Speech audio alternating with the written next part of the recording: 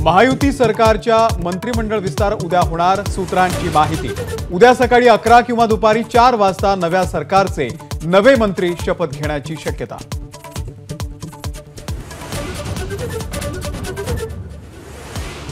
राष्ट्रवादी शरदचंद्र पवार पक्षाच्या वरिष्ठ नेत्यांची भाजपच्या केंद्रीय नेतृत्वासोबत चर्चा। उद्योगपती गौतम अदानी यांच्या घरी चर्चा झाल्याची सूत्रांची माहिती। अजित पवारांसोबत जायचं की थेट भाजपसोबत युती करावी, यावरून दोन मतप्रवाह।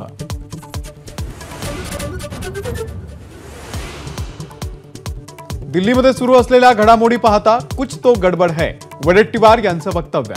तर दिल्लीमध्ये अदानींकडे भेटीगाठी नाहीत, शरद पवारांच्या राष्ट्रवादी खासदारांची सारवासारव।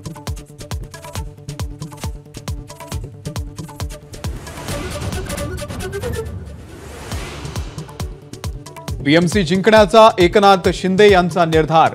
कामाला लागा, शिंदे यांचं पदाधिकाऱ्यांना आदेश। प्रत्येक वॉर्डमध्ये फिरून घेणार कामाचा आढावा। महायुती धर्म पाळण्याचाही दिला सल्ला।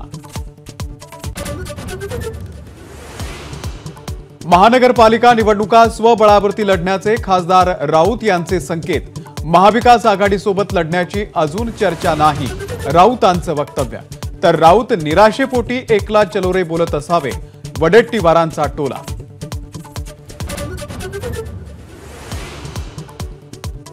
अपघातामधल्या जखमींवरती वेळेत उपचारांसाठी नितीन गडकरी यांचा महत्त्वाचा निर्णय।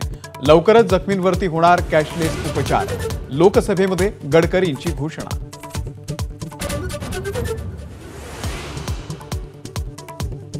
परभणीमधल्या घटनेच्या निषेधार्थ मुंबई, जालना आणि धाराशिवमध्ये रास्ता रोको।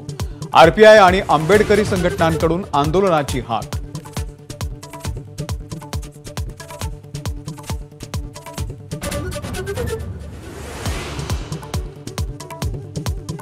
तेलुगू सुपरस्टार अल्लू अर्जुनला अटक। पुष्पा 2 सिनेमाच्या वेळी हैदराबादमधील थिएटरमध्ये चेंगराचेंगरीचं प्रकरण।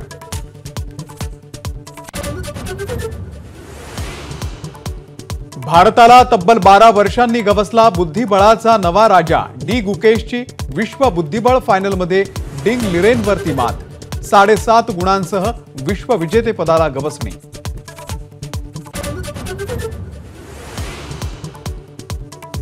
पंतप्रधान नरेंद्र मोदींकडून प्रयागराज परिसराची पाहणी। मोदींच्या हस्ते 6,670 कोटी रुपयांपेक्षा अधिक किमतीच्या विकास कामांचं उद्घाटन। एबीपी माझा, उघडा डोळे बघा नीट।